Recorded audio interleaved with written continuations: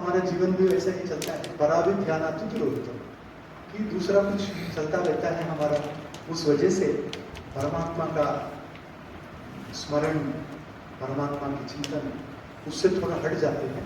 तो ऐसा कुछ अवसर प्राप्त हुआ तो फिर एक बार ब्रह्म हृदम नीता निमग्ना तथा उद्धृता, इस प्रकार से कुछ कुछ हम अनुभव कर सकते हैं। आप सभी को मैं इसमें स्वागत करता हूँ।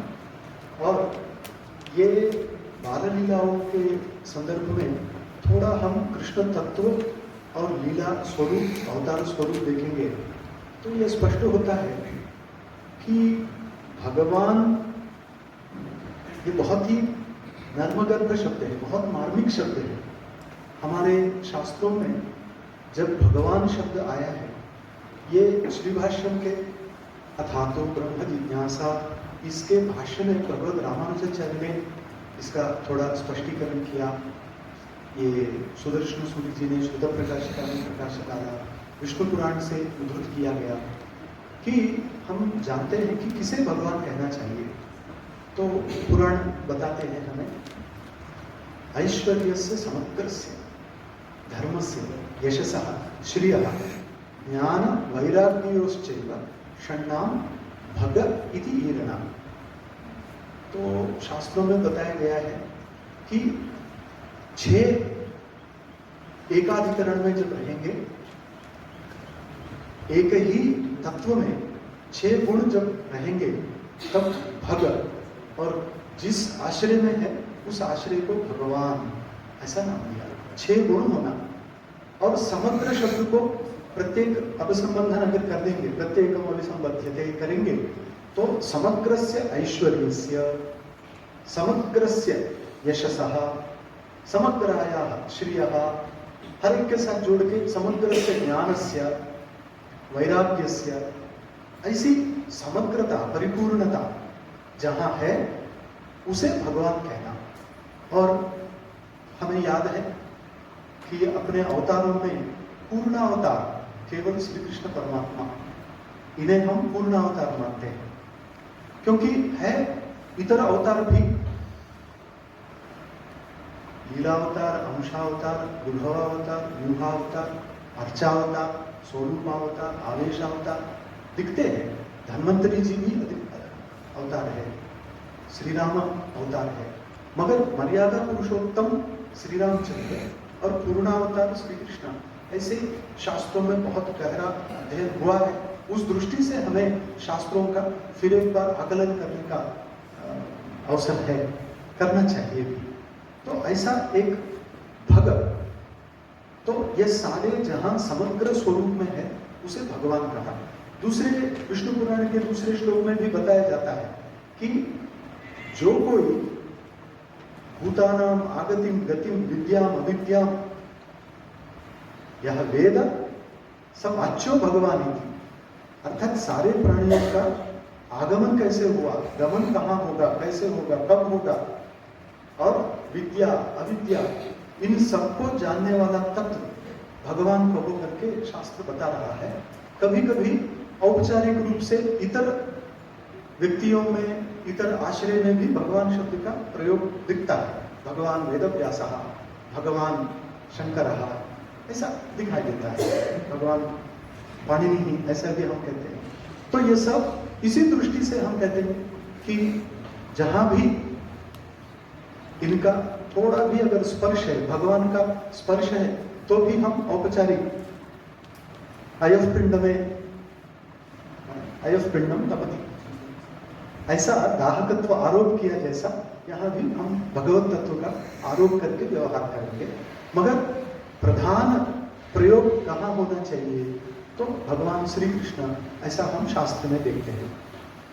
अब जो भगवत तत्व है वो श्री कृष्ण के रूप में ही क्यों, भगवत तत्व रहने दो, मगर यह विषय आता है कि वो निर्गुण, और निर्गुण को सगुण में लाना, यही अपना संप्रदाय का बहुत बड़ा योगदान है। निर्गुण को सगुण तक लाना, क्योंकि केवल निर्गुण ही रहा होता तो सारे शास्त्र हाथ ऊपर करेंगे, उसके बारे में कुछ नहीं बताएंगे। सर्वे भवन्ति मूकाः, यत्र स्वयं वेदो भवति मूकः, ऐसा बताया जाता है कि वेद भी यतो वाचो निवर्तन्ते अप्राप्य मनसा सह, तैत्तिरीय उपनिषद में बताया कि वहां तक जाने में असमर्थ होकर सारी श्रुति वापस आएगी, नहीं हमसे नहीं होता बताया। ऐसे भगवत तत्व को बताएगा कौन? जो अनुभव मात्र वेद्य है। ये विषय शास्त्र में आता है, अनुभवावसानमेव विद्याया फलम। ये भाष्य में शंकराचार्य भी बताते हैं कि अनुभव तक ले जाना, ये जिन्होंने किया उन्होंने उसे रस रूप में निचोड़ के हमें शास्त्र में दिया, तब यह अवतार सब आए सामने। तो निर्गुण को सगुण इसमें लाना क्यों? क्योंकि फल कच्चा रहता है, उसमें वही रस अभी व्यक्त नहीं है, आप आस्वाद नहीं ले सकते, मगर जब वो पक जाता है उसमें जो रस पूर्ति आ जाती है, उसमें रस पूर्ति आ जाती है, तब वो आस्वाद योग्य होता है। इसीलिए अव्यक्त और व्यक्त, अव्यक्त आप ज्ञान का विषय बना दो, मगर आप आपके अनुभव का विषय, आस्वाद का विषय क्या बना पाएंगे? तो सगुण। और वो सगुण, इसका अर्थ होता है सारे गुण जिसमें है। हाँ, रामायण के आरंभ में उन्होंने कुछ 16-18 गुणों का प्रश्न किया, तो नारद महर्षि के मुंह से जब निकला, श्री रामचंद्र के स्मरण करके गुणों का वर्णन करना जब आरंभ किया, तो लगभग 65 गुण बाहर निकले। इतने ही है क्या? तो भागवत में आपको तीसरे स्कंध में भी मिलता है कि ये 2 बार आता है कि भगवान के गुणों का वर्णन करना, ये पृथ्वी में परमाणु कितने हैं इसका वर्णन करना है जैसा। इतने गुणों, इतने अनंत कल्याण गुण विशिष्ट परमात्मा, ऐसे श्री भाष्यकार भगवद रामानुज कहते हैं। अनंत गुण, कल्याण गुण। छांदोग्य उपनिषद में उसी के बारे में कहते समय बताते हैं, सत्य भाव, सत्य स्वरूप, सत्य संकल्प, आप प्रणखात सुवर्णमय एव, ऐसे है ये भगवान। और वो भगवान अपने ही गुणों को अपने में रखते हुए जब शरीर धारण करेंगे तब अवतार। इसके बारे में भक्ति चंद्रिका व्याख्यान में नारायण तीर्थ जी कहते हैं, शांडिल्य भक्ति सूत्र व्याख्यान में, कि स्वेच्छा स्वीकृत गुणोल्बण, स्वेच्छा स्वीकृत गुण उल्बण, आधिक्य जिनमें है, अपनी इच्छा से ही स्वीकृत है वो सब, और ऐसा गुणोल्बण शरीर जो है उसे अवतार कहते हैं। ऐसा अवतार एक अपने पृथ्वी पर परित्राणाय साधुना विनाशाय च दुष्कृता धर्म संस्थापनार्थाय संभवामि युगे युगे, हम सब जानते हैं। मगर बाकी अवतारों को आप तुलना करके देखना कि मत्स्य, कूर्म, वराह, नारसिंह, कहीं कुछ अवतारों में आपको परित्राणाय साधुना दिखाई देता है, विनाशाय च दुष्कृता ये भी दिखाई देता है, राक्षसों का संहार करना, साधु पुरुषों का रक्षण करना, ये दिखाई देता है। मगर धर्म संस्थापन ये एक विशिष्ट कार्य आपको सारे इसमें नहीं दिखाई देगा। और उसमें भी उपदेश, धर्म संस्थापन के लिए आवश्यक उपदेश देना, वो आपको श्री रामचंद्र के अवतार में भी दिखाई नहीं देगा। वो है परिपूर्ण अवतार श्री कृष्ण अवतार है, जहां उन्होंने कई बार उपदेश दिया। आपको तो अर्जुन का ही उपदेश याद होगा, भगवत गीता के नाम से, एक बार भगवत गीता के नाम से और बाद में अनुगीता के नाम से दोहराया तो ज्यादा, पहले से ज्यादा बताया। तो ऐसा बड़ा उपदेश देकर ये श्री कृष्ण तत्व को एक परिपूर्ण तत्व के रूप में जग के सामने प्रकट किया। तो बाकी अवतारों में से इसका विलक्षण स्वरूप हमारे शास्त्रों में शास्त्रकारों ने बताया है और उपासना के लिए योग्य भी कहा है। ऐसे श्री कृष्ण अवतार, इसमें लीला। अब ये लीला क्या है? वैसा तो आपको 12वें स्कंध में अंत में आता है एक श्लोक कि साहिब विविधा लीला वास्तविक व्यावहार की उभय स्वरूप लीला बताई जाती है कि एक वास्तव लीला, एक व्यावहारिक लीला। अब ये जो हम देखने वाले हैं बाल लीला, किशोर लीला और बाद में वास्तविक जो लीला बताई जाती है अपने 10वें स्कंद में, एकादश में जो लीला है वो सब व्यावहारिक ही मात्र है। और जो वैकुंठ में उनकी लीला है, खुद अपने स्वरूप में रहकर जो लीला चला रहे हैं वो वास्तविकी लीला, ये व्यावहारिक की लीला, ऐसा शास्त्र बताता है। इसी पर वल्लभाचार्य जी शुद्धाद्वैत में बहुत विस्तृत विचार किया। इसी पर चैतन्य महाप्रभु जी के संप्रदाय में रूप गोस्वामी, जीव गोस्वामी जी के ग्रंथों पर बहुत ही विस्तृत वर्णन है, प्राचीन गर्ग संहिता इत्यादि में है। ऐसी लीला कहते ही ये भगवान अगर सत्य संकल्प है, परिपूर्ण काम, आप्त कामस्य का स्पृहा, गौड़पाद कारिका में आया कि सच में उनको कोई इच्छा नहीं है तो लीला करने की आवश्यकता क्या। ब्रह्मसूत्र में लोकवत्तु लीला कैवल्यम एक सूत्र है, लोकवत्तु लीला कैवल्यम। लीला कैवल्यम कहा, कैवल्यम शब्द को केवल ऐसा लेकर केवल लीला, और ये लीला भगवान दिखाते हैं या भगवान जो दिखाते हैं वो उनकी लीला। एक है एक नहीं है बताना भी मुश्किल, क्योंकि भक्त को भगवान की हर चेष्टा में लीला ही दिखाई देती है। ये क्या है? शंकराचार्य ने भाष्य में कहा, आप्त कामस्य स्वतः प्रयोजन अभावे भी लोगो दिधीर्षा। एक होता है सच में भगवान को अपने लिए क्या चाहिए, अपने लिए अगर कुछ चाहिए कहेंगे तो भगवान नहीं होंगे, उसमें एक स्तर नीचे। तो भगवान तो अपने आप में परिपूर्ण स्वरूप होने से उनको कोई इच्छा नहीं, फिर किस प्रयोजन से यह होता है लीला? तब संप्रदाय में कहते हैं लीला ही निष्प्रयोजन क्रीड़ा। फिर हमारे मन में संदेह होता, निष्प्रयोजन वो होता है जो पागल करता है, जिसका मन स्थिर नहीं है, वो जो भी करता उसको निष्प्रयोजन चेष्टा बोलते हैं हम। मगर भगवान उन्मत्त जैसा नहीं है, तो फिर ये लीला क्यों? तब बताया जाता है कि स्वप्रयोजन अभावे भी लोकोदिधीर्षा। इसका अर्थ इन जीवों को अलग अलग समय में अलग अलग शरीर लेकर आने वाले जीवों को उनकी योग्यता के अनुसार फल देना। क्यों?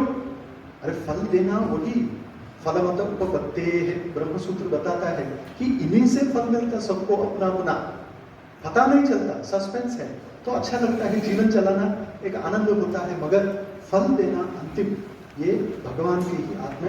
इसीलिए बताया गया पुरुषार्थो अतः प्रभवात, पुरुषार्थ इन्हीं से। ऐसा एक समग्र अवतार, ऐसा ये उनकी लीला। अब ज्यादातर रस प्रसंग आता है तो श्री कृष्ण जी का ही स्मरण लेते हैं हम। रसो वै सहा रसम खेवायम लब्ध्वा आनंदी भवति। तैत्तिरीय उपनिषद में बताया गया कि रस ये शब्द केवल भगवान के लिए है और भगवान रस स्वरूप है, आनंद स्वरूप है, ऐसा बताया। इसीलिए भगवान जो करता है वो स्वयं रस स्वरूप होने से वो सब रास हो जाता है। हम रास लीला, रास क्रीड़ा ऐसा उनको कहते हैं। उसका अर्थ वो उनके अपने अस्तित्व में अपने आप को दिखाने का प्रसंग, वो रास, रसयेव रासः, स्वार्थे अण लगा के हम कर सकते हैं। ऐसी एक लीला, भगवान स्वरूप, लीला स्वरूप, और लीला में भक्त अलग अलग लीला में आनंद लेते रहते हैं, मगर उनमें बाल लीला ये और भी मधुर है। ये माधुर्य बाल लीला में ज्यादा। लोग कहते हैं नहीं, गोपिका अर्थात ये किशोर अवस्था में हुए, क्योंकि ये सारा उनके 11 साल के अंदर ही हुए। हम देखते हैं कि लीला का आरंभ हुआ तब वो 8 दिन के थे, बाद में 2 महीने के 2 दिन के हुए तब लीला हुई, सब लीला अगर कंसवध मानेंगे, कंसवध लगभग वो 11 साल 6 महीने के थे तभी हुआ। कंसवध के पहले ये अत्यावश्यक ये सारी लीला हुई। और ब्रह्मा जी के आंख खुलाना ये भी एक लीला। ब्रह्मा जी थोड़ा जब गर्वित हुए तो उनको ज्ञान दिलाना, उनका ये परमात्मा अलग करके अपना स्वरूप बताना, ये भी एक लीला, ये भी पहले ही हो गई। तो ऐसा एक लीला स्वरूप हम बाल लीला में माधुर्य देखते हैं। एक तत्व में माधुर्य है और एक तत्व अनुभव वहां मिलता है करके कुछ लोग कहते हैं। ठीक है, माधुर्य मात्रा बताना मुश्किल है।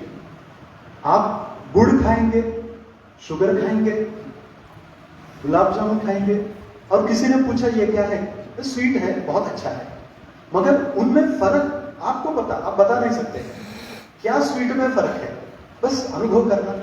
ऐसे अलग अलग लीलाओं में थोड़ा कम ज्यादा होते हुए भी हम उसका अनुभव लेते हैं।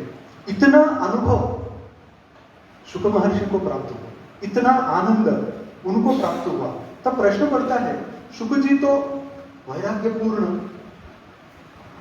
नैर्गुण्यस्थ, ऐसा भागवत में कहता है कि निर्गुण ब्रह्म तत्व में हमेशा रहने वाले, अलौकिक स्वरूप में रहने वाले शुक महर्षि ज्येष्ठवर्षीय, ऐसा भी पहले स्कंद के अंत में आता है कि 16 साल के उम्र के और दिगंबर, फैलाए हुए बाल और अत्यंत सुंदर तरुण, वो हमेशा भगवत भावना में ही रहने वाले, उनको भी कैसे आकर्षित किया। तो ऐसा तो उसे लेकर गांव के मंदिर के एक इमली के पेड़ के नीचे रखा, बोले हो गया, छोड़ के गए, नमस्कार करके भगवान को समर्पित किया। बाद में वो बच्चा धीरे धीरे रहते हुए उस पेड़ के कोटरे में गया और बैठा। बस तब से 16 साल पढ़ा और क्या खाया क्या पिया वो भगवान को पता।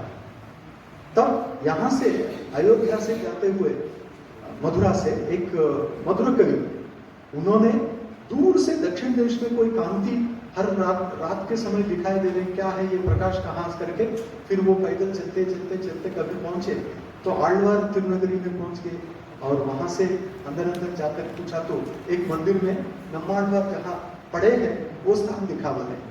और वहां जाकर वो तो अंदर ही है, बाहर कभी आए नहीं, किसी से बात नहीं किए 16 साल। तब उनके सामने अपने एक पत्थर नीचे डाल दिया, साउंड से कुछ बाहर निकलेंगे।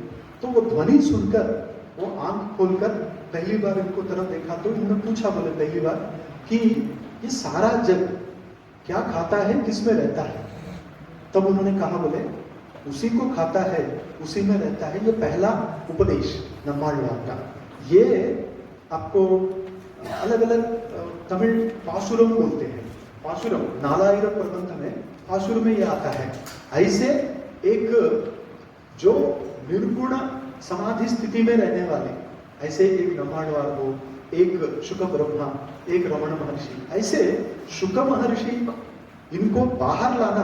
तो ये पूतना प्रसंग के कुछ लोग सुनने के बाद सारा भागवत सुनने का मन हुआ और इस प्रकार से हमारे सामने ये भागवत का आविर्भाव हुआ, हम देख रहे हैं। ऐसे इसमें भागवतम तो इतना सुंदर शब्द एक व्यास महर्षि ही दे सकते हैं जो सर्वज्ञ है। भागवतम ऐसा शब्द कैसे दिया, भगवतः इदम। तो दो प्रकार है, भगवतः इदम अर्थात भगवान का चरित्र, भगवान के बारे में, उनका स्वरूप, उनका अवतार प्रयोजन, ये सब बताने का किसको अधिकार है, तो व्यास महर्षि ने बताया, तो भागवतम। दूसरा भागवताः वर्णिताः अत्र, क्योंकि इसमें आप देखते हैं पहले पहले एक जिनके वजह से खटवांग, जिनके वजह से एक अर्थात स्वयं शुक महर्षि ने उनका उदाहरण देकर बोला कि देखो 7 दिन हाथ में है तो भी जीवन सुधर सकता, उतना क्या अर्थ मुहूर्त है तो भी जीवन सुधर सकता, देखो एक उदाहरण दिया।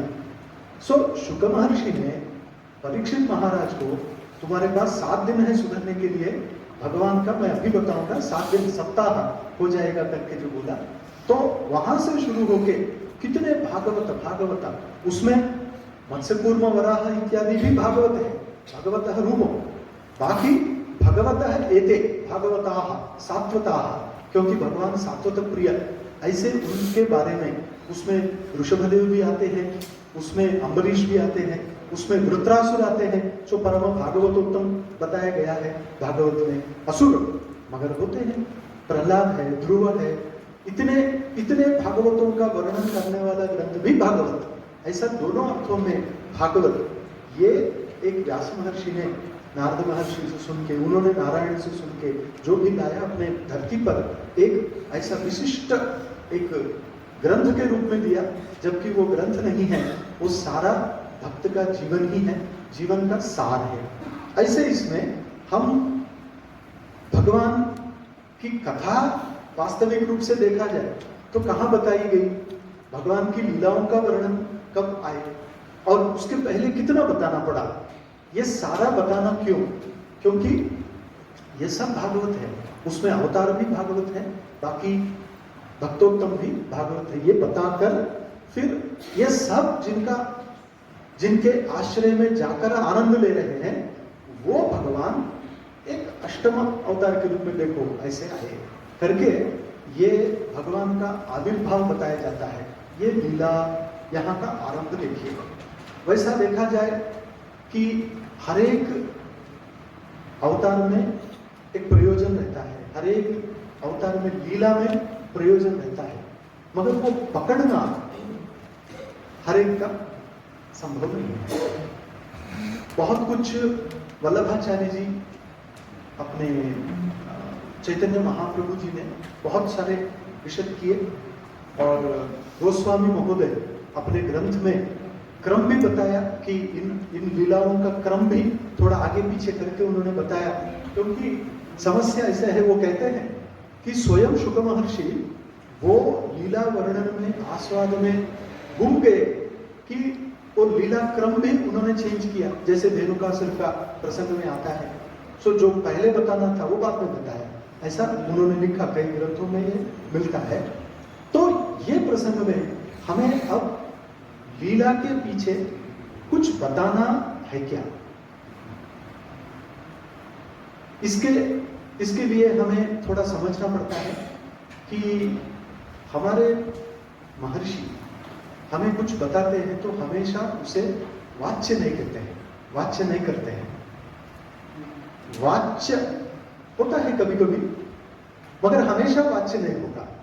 और ये विषय ऋषभदेव की कथा में आगे बताया गया है कि पारोक्ष इच्छन्ति, जैसे परोक्ष प्रिया ही देवा, ऐसा पारोक्ष इच्छन्ति। यहाँ पारोक्ष कैसा कि बाहर से एक लीला का वर्णन जैसा लगता है साधारण, और अंदर से कोई तात्विक अर्थ रहता है, कोई एक मुमुक्षु अर्थात सच में वैराग्यपूर्ण होकर मोक्ष पाने की इच्छा में जो है उसके लिए कोई उपदेश होता है। तो दोनों दृष्टि से हमको देखना, इसे इसीलिए बताते हैं दृष्टि। अनेक प्रकार की दृष्टि में हम दो दृष्टि में भटकते रहते हैं, लोक दृष्टि, शास्त्र दृष्टि। चाहते हैं शास्त्र दृष्टि, भटकते हैं लोक दृष्टि में। अब लोक दृष्टि से इस जग को देखना, शरीर को, मन को, ये सब देखना एक प्रकार है, मगर शास्त्र दृष्टिया तो उपदेशो वामदेववत, इसमें बताया एक शास्त्र दृष्टि चाहिए, शास्त्र जन्य दृष्टि, ऐसा उसमें बताया गया है भाष्य में। शास्त्र जन्य अर्थात शास्त्र पढ़ने के बाद जब उसका हम मंथन करके अपने लिए जीर्ण कर देते हैं, तब एक दृष्टि बनती है अपने आप में, अब देखने का विधान बदल जाता है। ये शास्त्र दृष्टि जीवन में अपनानी चाहिए करके उस दृष्टि से लीलाओं का वर्णन आता है। उसमें मैं एक उदाहरण बताता हूं। आपको पता है पूतना प्रसंग आता है। कथा हमको पता है कि एक पूतना नामक राक्षसी कंस के द्वारा, कंस के आदेश पर गोकुल में आती है, और वो श्री कृष्ण परमात्मा कहाँ है ढूंढते ढूंढते वहां तक आ जाती है। जब उनके माता पिता थोड़ा दूर गए होते तब श्री कृष्ण जी अकेले तो अंदर आ जाती, और उसके वर्णन में भागवत में दिया कि वो एक आभूषण धारण करके आकर्षण करने वाली स्त्री के रूप में आती है, और आती है चतुर्दशी दिन में, एक वर्णन है। तो चतुर्दशी के पहले त्रयोदशी द्वादशी अगर ऑर्डर देखेंगे तो भागवत में वर्णन है कि एकादशी द्वादशी त्रयोदशी चतुर्दशी। तो द्वादशी के दिन शिव जी श्री कृष्ण जी के पास आके दर्शन लेकर जाते हैं। एक योगीश्वर, एक योगेश्वर, यत्र योगेश्वर कृष्ण यत्र पार्थो धनुर्धर। सो एक योगीश्वर जो महाकाल परम शिव, वो आते हैं इनका दर्शन लेना, और दर्शन देने वाले कौन? ये योगेश्वर अर्थात योगों का ईश्वर, और वो योगीश्वर, ऐसे दोनों का होता है ये द्वादशी। और त्रयोदशी दिन नंद जी अपना टैक्स पे करने के लिए कंस जी के पास जाते हैं, कंस के पास, ये भी हो गया। अब चतुर्दशी दिन है, उस दिन पूतना आई। तो ये वर्णन देखो, चतुर्दशी पूतना, अपना दूध पिलाना और परमात्मा के हाथ से शरीर छोड़ना, जीव छोड़ना, ये प्रसंग भागवत में वाच्य के रूप में आया। मगर व्यंग्य क्या है? प्रतीयमानः पुनरन्यदेव, प्रतीयमानं पुनरन्यदेव वस्तुस्ति वाणीषु महाकवीनां विभाति लावण्य विवांगनासु। आनंदवर्धन ने ध्वन्यालोक में बताया। सो वो प्रतीयमान, ये काव्य का आत्मस्वरूप है, उसी से कवि जीता है। तो इनके भागवत महाकाव्य है, इसमें तो सवाल नहीं। तो उसमें ये प्रतीयमान अर्थ हमको पकड़ना है। अब देखिए, चतुर्दशी दिन और पूतना, पूतना ये शब्द ऐसा बनता है, ऐसे बहुत सारे शब्द अपने संस्कृत में है, जैसे नचिकेता, छांदोग्य में बुड़िला महर्षि का नाम है। ये शब्दों को वैसा ही समझना थोड़ा मुश्किल लगता, मगर हमारे पूर्वाचार्यों ने बहुत प्रयास से, तपस्या से अर्थ दिया। पूतना तो उन्होंने बताया, पूतम पवित्र ना अपवित्र। कुछ कुछ निपात में होते हैं ऐसा, नक्षत्र होता है। तो पूतना एक शब्द है जिसका अर्थ होता है अपवित्र। तो व्याख्याकारों ने बताया, अपवित्र ये अपने तत्वज्ञान में अविद्या, अविद्या ये पवित्र नहीं। क्यों? विद्या मात्र पवित्र है। ज्ञानाग्नि सर्वकर्माणि भस्मसात् कुरुते अर्जुन, उसमें बताया कि ज्ञान अग्नि पवित्र है। फिर अपवित्र क्या है? अविद्या। ये अविद्या सारे लौकिक प्रापंचिक विषयों का मूल होने के कारण उसे कहा अविद्या क्षेत्रम तदेशाम प्रसुप्ततम विच्छिन्नम सब क्षेत्र है। यह अविद्या ही सबका मूल, और ये अविद्या का एक दूसरा नाम पूतना। और वो पूतना कैसे आती है? अपने आप को छुपाते हुए, अपने आप को सजाकर, सबको आकर्षित करते हुए आती है गोकुल में। सच में अविद्या भी बहुत आकर्षक रहती है, अविद्या भी सबको आकर्षित करती है। नहीं तो ईशावासी उपनिषद में हिरण्मयेन पात्रेण सत्यस्यापि हितं मुखं तत्त्वं पूषण अपावृणु क्यों कहा? हिरण्मयेन पात्रेण, हिरण्मय ऐसा उसका नाम दिया कि ये लौकिक जो है वो हिरण्मय, हितम रमणीयम जैसा लगता है, अपने को आकर्षित करता है, और ये शरीर में रहते हुए यही पारमार्थिक लगता भी है। ऐसी पूतना अविद्या वो यहाँ आई और सबको मोहित करते हुए आई। मगर भगवान के पास आना मुश्किल है। अविद्या जहाँ है, भगवान वहां कैसे? तमः प्रकाशवत् विरुद्ध स्वभावयोः इतरेतर धर्म अनुपपत्तौ सत्या। वस्तुतः अध्यास भाष्य में शंकराचार्य ने कहा ये दोनों एक साथ नहीं रहेंगे। जहाँ विद्या है वहां अविद्या नहीं, और विद्या स्वरूप ज्ञान स्वरूप तो परमात्मा, मगर वो छुपा कर उनके हाथ से मोक्ष पाने के लिए आए। अर्थात ये कैसा है कि एक कथा में बताया जाता है कि एक व्यक्ति अपने घर में परेशान हुआ अपने माता से और बीवी से, लगा उसको कि इनसे ज्यादा मूर्ख दुनिया में नहीं है, ऐसा लगा उसको। और वो कहा मैं अभी घर छोड़ के जाऊंगा और तभी वापस आऊंगा कि आपसे भी ज्यादा मूर्ख मुझे कहीं दिखा तो मैं वापस आऊंगा। ऐसा करके चला गया वो। और ऐसा ऐसा जाते जाते जाते उसको प्यास लगी, देखा तो दूर में एक कुटिया दिखी और बाहर कोई आदमी कुछ बकेट लेके कुछ कर रहा है। तो उसके पास गए और पूछा कि पानी चाहिए, देंगे क्या? तो बोले बिल्कुल आप ही ले लो, कुटिया है, आप जाओ ले लो। तो इसने देखा अंधकार है, तो कहा कि पूरा अंधेरा है, कैसे दे दूं? तो उन्होंने कहा वही तो प्रॉब्लम, मेरी भी समस्या वही है कि अंधेरा है, अंधेरा है। फिर आप क्या कर रहे हैं? बोले देखो बाहर रोशनी है, धूप है, मैं ये बकेट में ले जा रहा हूँ और अंदर जैसा मैं जाता हूँ वो अंधेरा फिर भरता है, फिर मैं बाहर आता हूँ। तब उनको लगा बोले अच्छा दुनिया में हमारे ही लोग नहीं, चलो है और लोग, तो वापस चुपचाप आ गए बोले।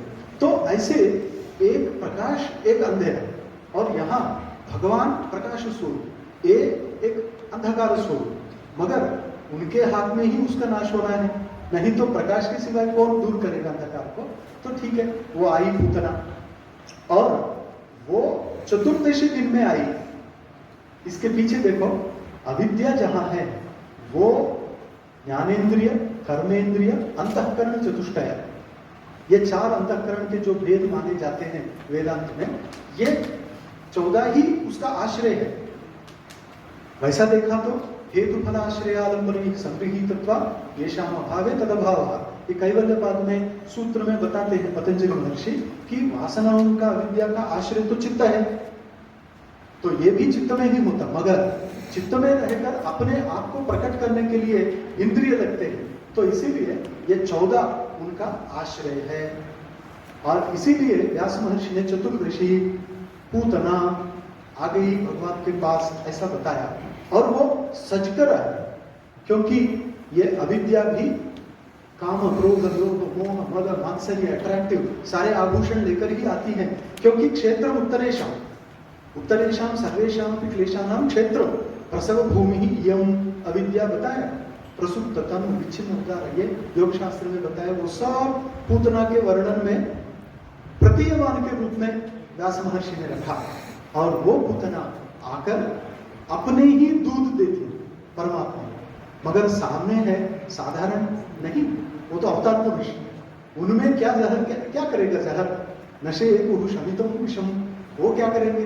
इसीलिए उन्होंने दूध लिया, दूध के साथ साथ उसका प्राण भी ले लिया, ऐसा कहा।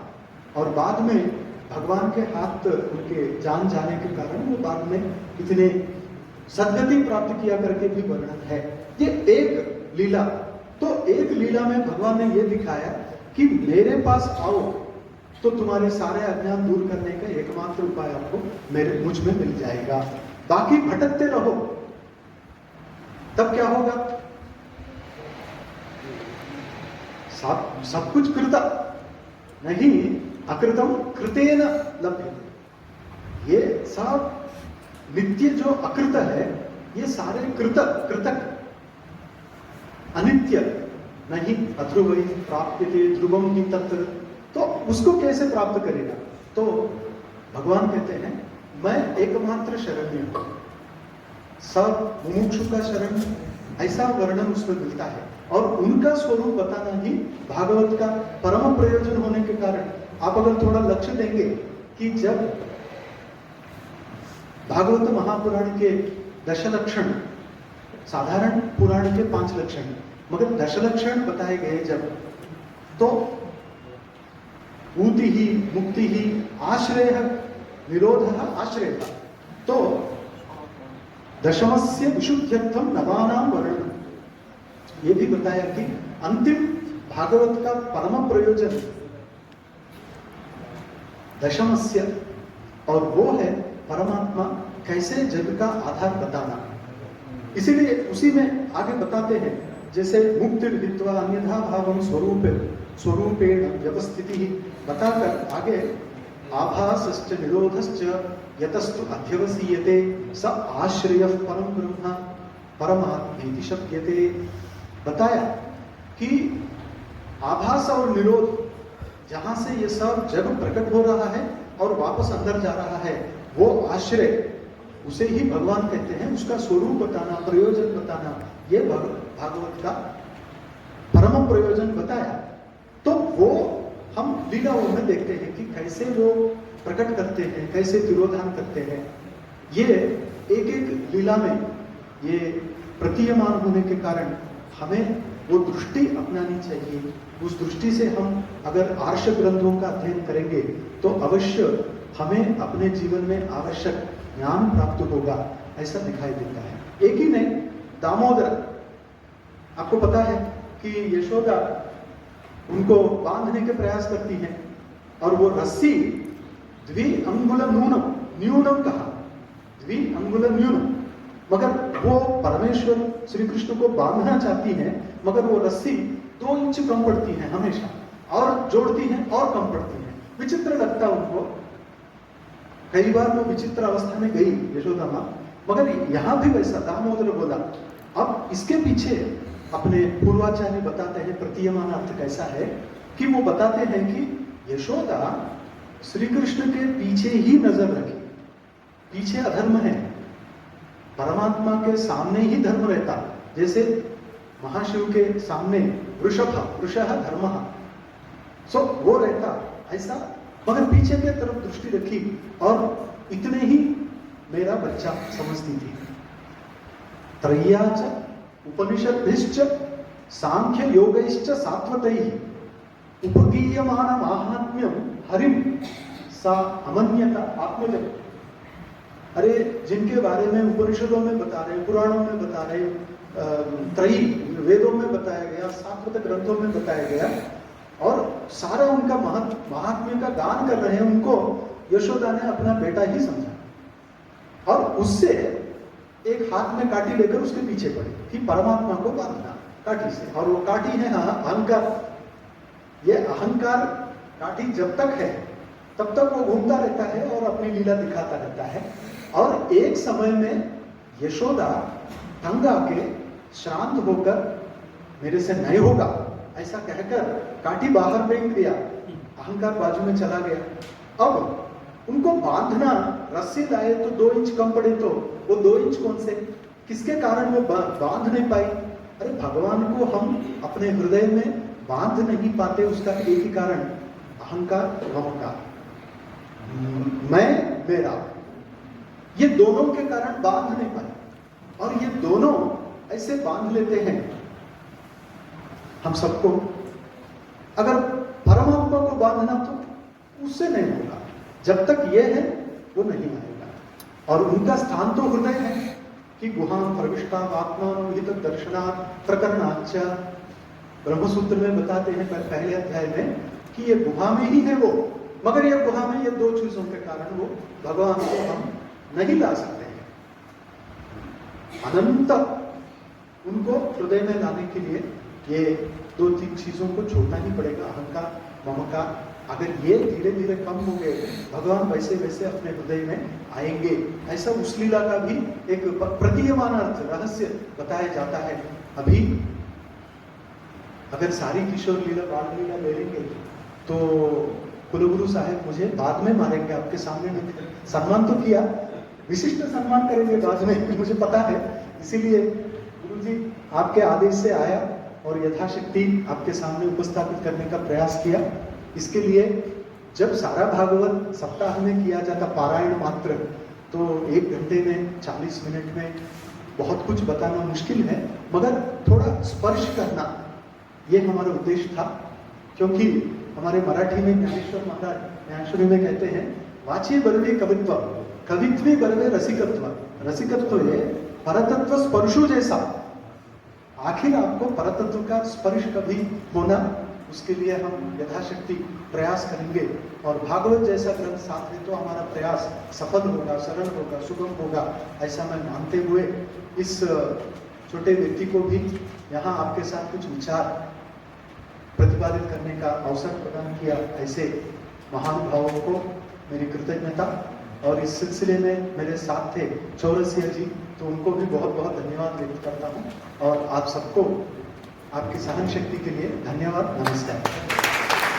देखते एक टिप्पणी मुझे एक जगह से मिली। वो एक टिप्पणी ऐसा था कि अभी आदरणीय ने पूतना मोक्ष के बारे में जो बताया, भगवान की लीला, जो इंग्लिश में जो एक शब्द है मिस्टिक, जो शब्द है ना, एक रहस्य स्वभाव का होता है। अब ऐसे रहता है कि आप उसमें अनेक व्याख्यान कर सकते हैं। तो पूतना मोक्ष के जो संदर्भ में एक टिप्पणी ऐसा देखा, भगवान ने अपना नेत्र बंद कर दिया पूतना के ऊपर बैठते हुए। स्तन्यपान के संदर्भ में भगवान ने अपने नेत्र बंद किया। ऐसा है कि भगवान ने क्यों नेत्र बंद किया, इसके बारे में भक्त कवियों और टीकाकारों ने जो किया हुआ व्याख्यान तो कम से कम 26-27 जो विवरण दिया है। इस कारण से भगवान ने आंख कर दिया। इसमें वो सिर्फ एक टच करते हुए आदरणीय गया। मैं तो सुनने को चाहता था, परंतु इतना तो बोलना नहीं होता है। एक इसमें बहुत महत्वपूर्ण जो है, अभी उन्होंने जो बताया वल्लभाचार्य, वल्लभाचार्य कह रहे हैं, अभी इन्होंने बोला पूतना अविद्या है। पूतना अविद्या है तो भगवान श्री कृष्ण ने सोचा कि मेरी दृष्टि के सामने अविद्या तो टिक नहीं सकती, परंतु ये तो मानव लीला चल रहा है, तो अविद्या टिक नहीं सकती करके फिर लीला तो कैसे होगा? अगर मेरे आंख खोलते हुए इनके बारे में बैठा, ये तो रहेगा ही नहीं, ये तो वैनिश हो जाएगा, क्योंकि अविद्या तो टिक नहीं पाएगी, तो लीला तो नहीं होगा। तो लीला होना भी है, तो लीला होने के लिए भगवान ने क्या किया बोलते हैं, इसलिए नेत्र बंद कर दिए करके वल्लभाचार्य हो। एक दो बताऊंगा, मैं पूरा नहीं बोलूंगा, आप चिंता रखो, आपके भगवान सब से करके बोला। अभी एक विवरण करके आज शाम तक बताते रहेंगे, ऐसा तो नहीं करूंगा। तो एक दो मैं बताऊंगा, फिर भी कुछ तो बोलना पड़ता है।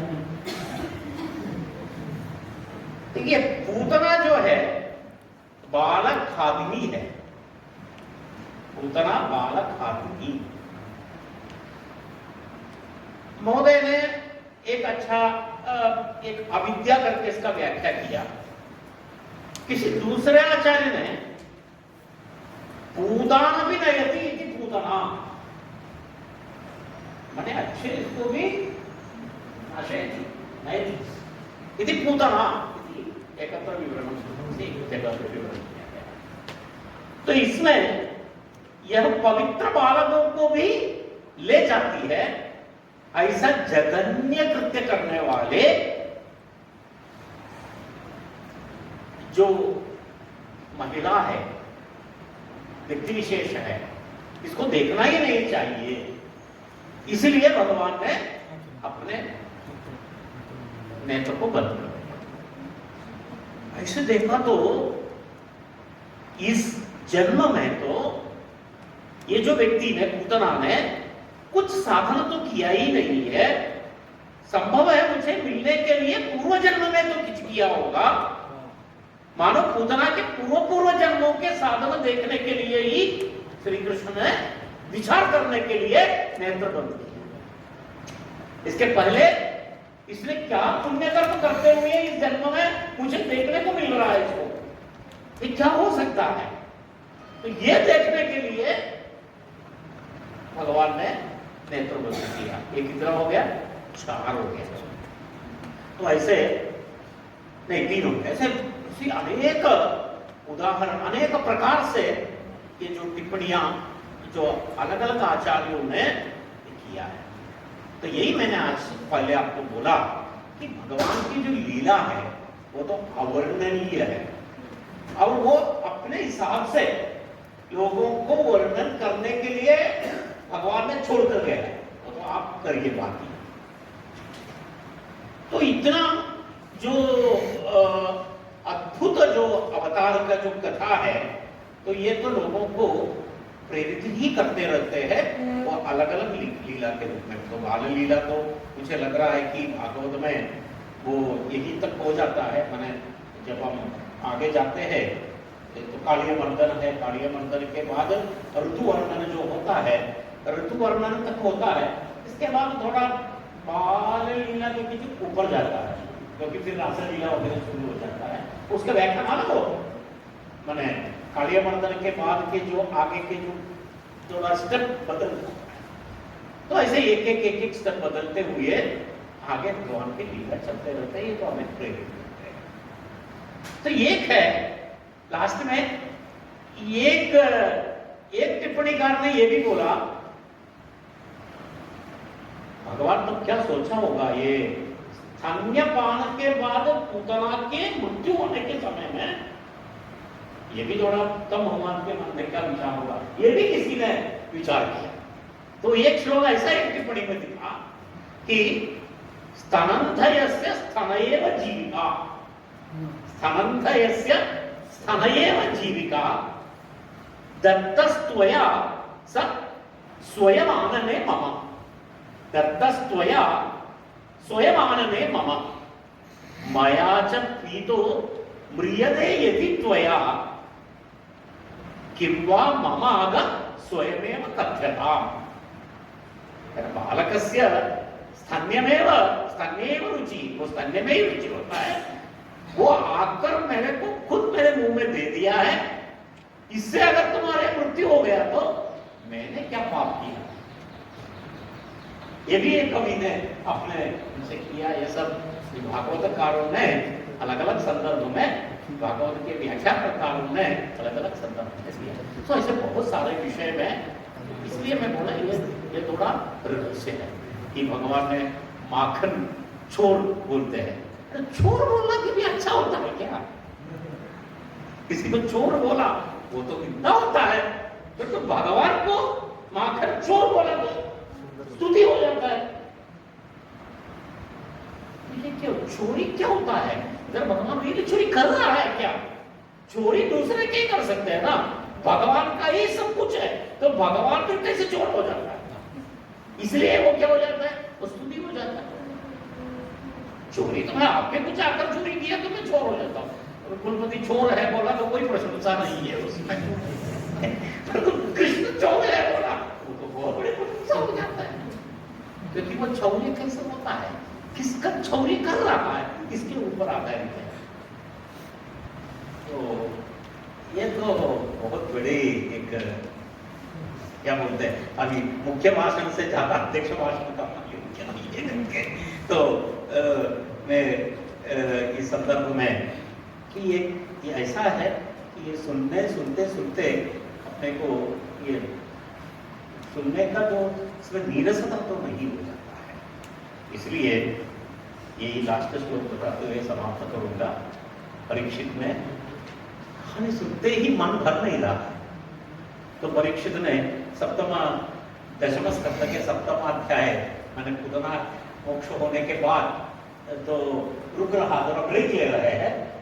ब्रेक लेने के संदर्भ में परीक्षित फिर भी बोल रहे हैं शुभमोक्षी को कि थोड़ा रुकना नहीं, एक शुंगतो अपैत्यरतिर वितृष्णा सत्वं च शुद्ध्यचिरेण पुंसः भक्तिर्हरौ तत्पुरुषे च सख्यं तदेव हारं वद मन्यसे चेत्। अब ये सुनते तो मुझे और भी आरती और वितृष्णा ये सब होते ही रहते हैं। अगर आपको लगता है ये और भी मैं सुनने के लिए पात्र लगता है तो कृपया और भी कुछ सुनाइए।